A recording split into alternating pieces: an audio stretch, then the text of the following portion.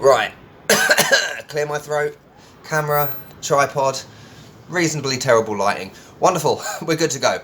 Welcome back to Belgrade, everyone. It's Tuesday morning. I hope you're doing well today. And I hope you enjoyed the Austria videos, firstly. Even though at the time of filming this one, I still have 5 of them to edit from Austria. It's very confusing. Today, there is no flashy opening sequence. We're just going to jump straight into this video.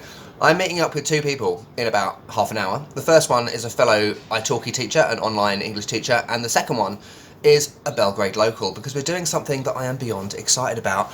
Now, in the Pljeskavica video, I showed you some Yugos. That was for a very good reason, because I wanted to preempt you for this video. That's right, we are doing a Yugo tour. Can you believe it? The rise and fall of Yugoslavia. Let's get going. Right, scarf, coat, power bank, and bag. Psst, psst, psst. Hello, Whiskey. Ow. Hello, Belgrade, on this Tuesday morning. Oh, lovely. Bistro Dorchol is where I'm meeting these people. Right, quick trip to Shop and Go before we get started. Croissant and a cappuccino thingy. And Santa Claus is still here, by the way. Happy Christmas.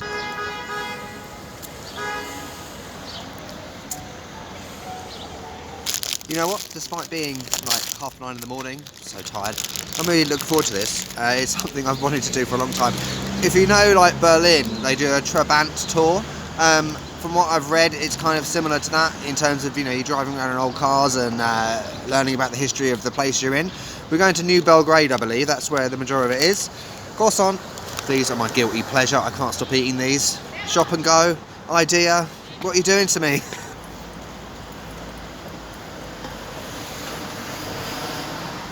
Right, the Yugo is here in the distance. We have... Let's introduce ourselves. This is... My name is Vojin. I'm a manager of YUGOTOUR. Lovely. I'm John. I'm from New Jersey. I'm a teacher. Another teacher. Another Brilliant. teacher. Right, let's go. Awesome. Look at the Yugo. I'm going to get in the back. Ooh. Oh, look at this. Right, I'm in.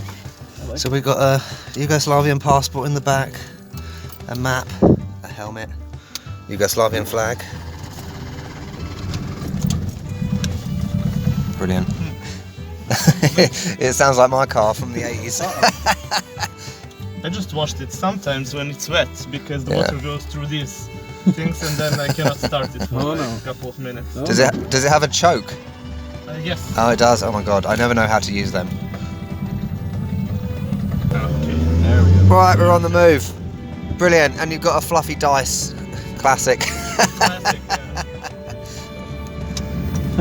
So, I didn't get the bit about when the car's from. Okay. 1977 actually. Cool. This is a Lux model. I Okay. mean, what's Lux about it is basically this nice carpet. Oh, lovely. This nice board. And basically it was made for the army. Not exactly for the army, but when we started producing these cars, it's from the... We got a license from Fiat, the Italian car maker. Wow. And then this was like the second Yugoslav model of a car. We had Zastava 750. Oh, Zastava, yeah. That's feature. But then we started to build these modern cars because we were starting to be a prosperous country and everything. Yeah. So we asked for a model which is like more comfortable, more powerful and everything. Yeah. And Italians gave us this. And you mentioned neighborhood of Zemun. That is the third different part, because it was another city before World War II. Oh, yeah. It was built by Austro-Hungarians, so the architecture is pretty different. And when I was there last year, I did a video there last year, and I read that a lot of people say that, people that are from Zemun, they say that it's Zemun, it's not part of Belgrade. Exactly, yeah, they don't consider them Belgraders. It's like, where are you from? I'm from Zemun. Ah, yeah. I'm taking a hit on the apartment I booked for a month. So Oh, yeah. I might just decide. Look at the Yugo. Everybody around them is just Everybody around them wants something from them. crazy. And They just want to have fun. They're really nice people. really, yeah. But actually there were 2 Yugoslavias. There was Kingdom of Yugoslavia and there was Socialist Federal Republic of Yugoslavia. So the Kingdom of Yugoslavia was created in 1918, after World War I. So basically there was a huge desire of all Yugoslav peoples. Yugo actually means south, Slavs of course. So there was a general idea that all South Slavic nations should unite in one common country, basically, because we share culture, we share customs, we share language. Basically, Serbian, Croatian, Bosnian, and Montenegrin is literally the same language. We can all perfectly understand each other. This was pretty important fair site, and all the countries came here to show off the most modern technology. For example, the first TV broadcast was from this tower, and the people were so delighted. They saw, now we will know everything instantly. The politicians couldn't lie to us anymore. So we're heading into New Belgrade. We're in an area which used to be a fairground. As the guy said, that was a TV tower, and this whole area was basically a concentration camp during the Second World War. You wouldn't think that now. You know, the only memorial is just over there behind that tree in the distance. That building used to be a morgue. It's now a restaurant, and these buildings were basically barracks in the concentration camp. They're now like social housing for people that aren't particularly affluent, like Croatian refugees, things like that, Roma people from dating back to the war. So we're going to get back in the Yugo. Look at this weather, you know, it's that grim, dreary, kind of southeastern European feel. It's amazing. Right, it's raining, let's get in the car. I did visit all of the republics, basically, but like 7 or 8 years ago at a concert, we hung out for one day, and he doesn't really speak English that well, but we were drinking beer or whatever. So 2 weeks ago I went to Subotica, and we're Facebook friends, so I was like, hey. We can park because there's an armed guard there. Okay. But the point is, now we're at our second stop. Oh, terrible lighting. This tour's really cool so far, and as I said, the gloomy backdrop just adds to the feeling. Enjoying it so far, John? Sorry? Enjoying it so far? Oh yeah, it's fantastic. Hotel Yugoslavia. Yeah, Hotel Yugoslavia. Awesome. Heard a lot about this place. Me too. I passed it a couple times. It's pretty recognizable. Yeah. Problems for this hotel started in the 90s, or in the 80s more or less, when there was a huge decline in economic power, so not a lot of wealthy people came to Serbia anymore. And in the 90s, in order to save the hotel, it was sold by the state to various thugs, criminals more or less. So Mafia. yeah, mafia. So more or less each gang had their own wing of the hotel for their own purposes. There was like a casino here. It's still a casino inside the hotel, basically. I walked down here when I did the Zeman video. I didn't realise this was Hotel Yugoslavia. Oh, Amazing. this is the Danube. Yeah, I walked all the way down there in the summer. Hotel Yugoslavia. So I've read about this, and the guide is telling us all about the fact that once world leaders came here and said, why are you making a stay in the city centre when you've got this lovely area down by the river? Obviously right now it's not fantastic being the winter. The Queen's been here, Alfred, Hitchcock, Richard Nixon. Used to be a 5-star hotel, but now it's basically like a 3-star. But still a little piece of Yugoslavian history. Look at that sign up there. Any Mexico viewers? There's a Mexican cantina. Telenovelas? I love them. Mexican telenovelas. Ruby and Marimar. They were popular here. Really? I don't watch them. I don't know. I only know that one, Destilando Amor. Do you know that one? No. Oh, Distilling Love. Oh, yeah. I just started watching it when I got back to the States. One, to keep up with my Spanish, and two, Yeah. Right, we're going in. Hotel Yugoslavia.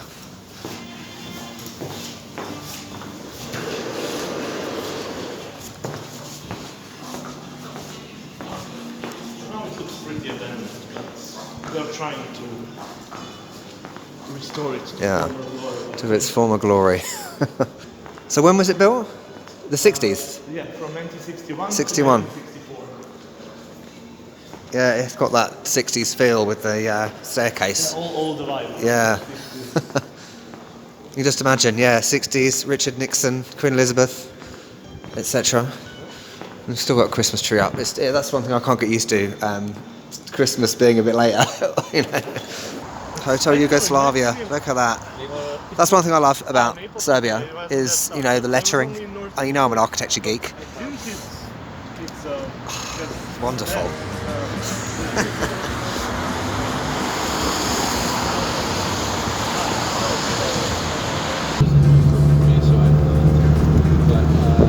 But that's not allowed. Okay, we've moved on to our next spot out of the Yugo. This is a tower that was built to basically attract people when they arrived in Belgrade. So there aren't any skyscrapers in Belgrade, but this is one tower that is considerably high. That side is a residential side which is still in use. That side was a business that's now basically gone bust. And on the top is a revolving restaurant.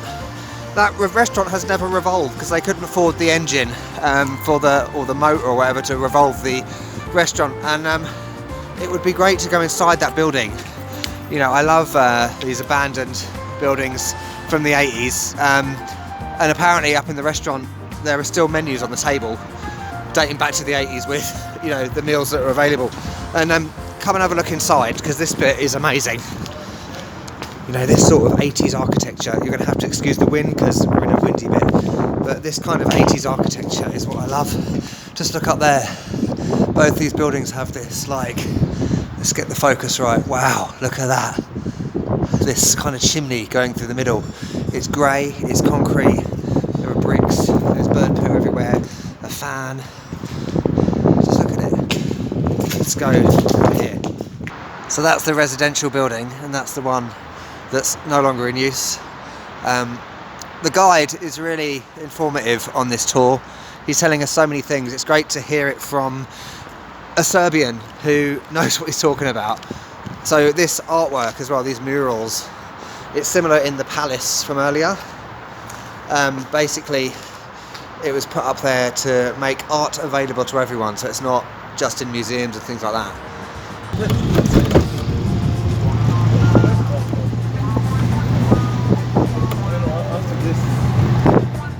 I've seen a lot of red Yugos everywhere.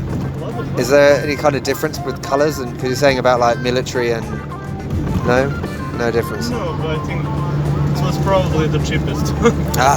So you have the dials down there. Very 80s. So this was 1977. This one, yeah. Cool. 5 years older than I am, and you've got a choke. I have no idea how to use a choke. Just you need to start it with the choke, basically. It gives more air to the engine. It's like a butterfly, so you just open it a bit, that valve, and the engine will get more air, so it will easily start more easily. There's Tito.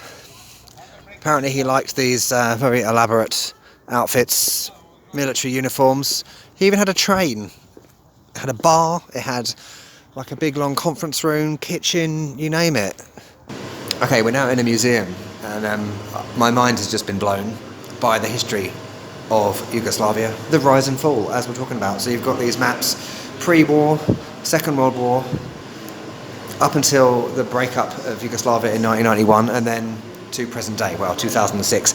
And, you know, Yugoslavia, or what is now all these other countries, the history is mind-blowing. It's astronomical. It's so confusing, so complicated. So I'm not going to go into detail right now with it, because you should come on this tour to hear about it from a local who really knows what he's talking about.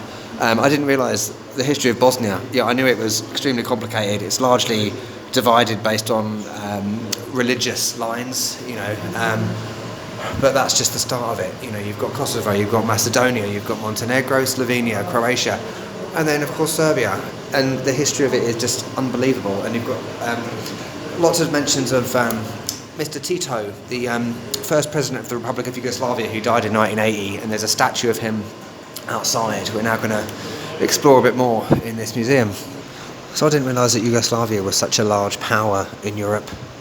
You know, looking back at Second World War times, you know, Germany, UK, France in terms of the military size, and Tito was well respected across the world. You know, all of these things in here are gifts from people. There is things from Mexico, from Mongolia, Japan. There's even a Yugoslavian flag up here that was taken to the moon on Apollo 11. Gifts from Richard Nixon, people like that.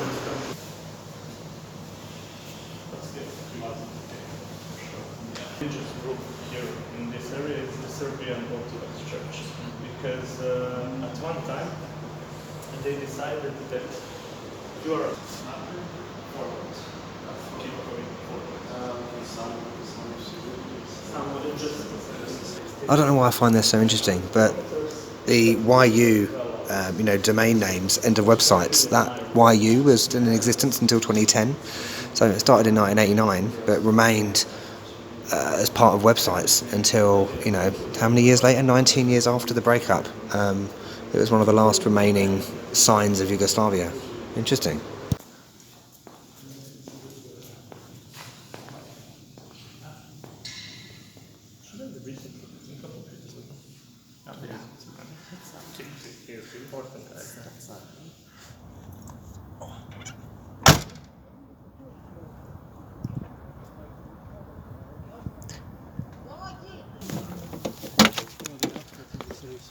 Nice. That's why I wanted to do this, because I've left the old city. Yeah, my opinion has definitely changed since I started doing italki completely. Oh, your opinion of Russians? Yeah. Or just people in general? It's like 80% Russian. Yeah, me too. Yeah. I have a lot of Russian friends now. Yeah, totally. If I went to Russia, they're all said, oh yeah, we'll put you up, or we'll sort out your visa. Exactly. It's brilliant. So hospitable. Yeah. So nice. These are the bomb buildings. By NATO. Sorry? By NATO. By NATO, yeah. This was the army headquarters. Oh my god. It's in the very center, basically. Yeah, wow. Oh yeah, that's been in a few videos of mine. Yeah. I do a good few time lapses on this corner.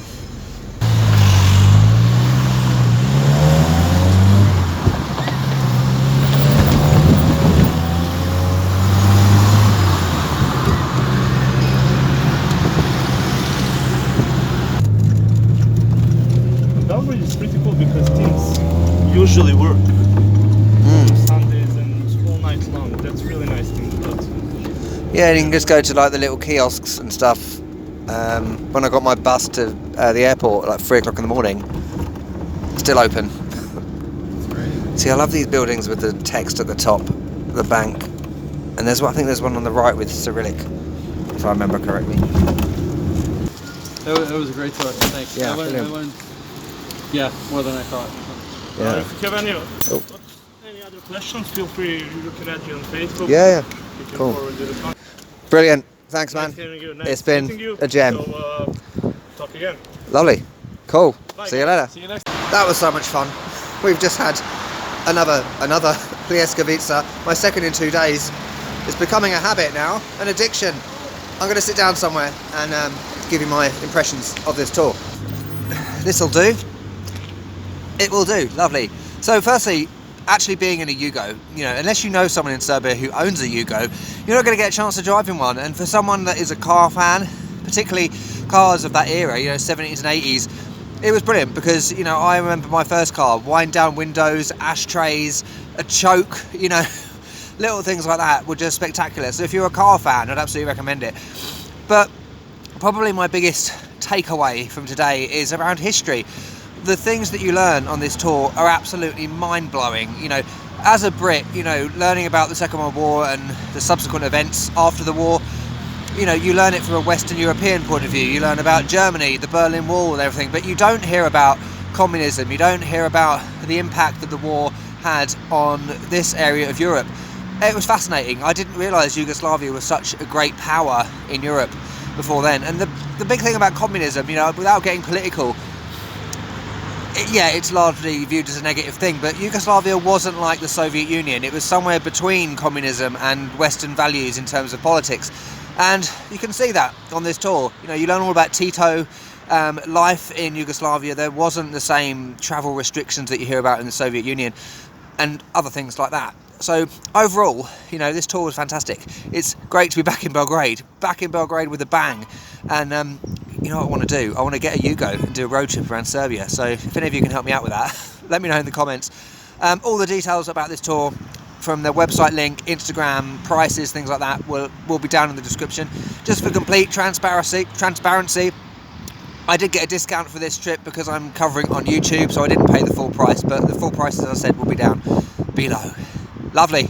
We've got another great video coming next from Belgrade, which is a Belgrade food tour with a local. I know you all love food in Belgrade, so look forward to that one. Don't forget to subscribe, like, and everything like that, and I'll see you soon. Catch you later.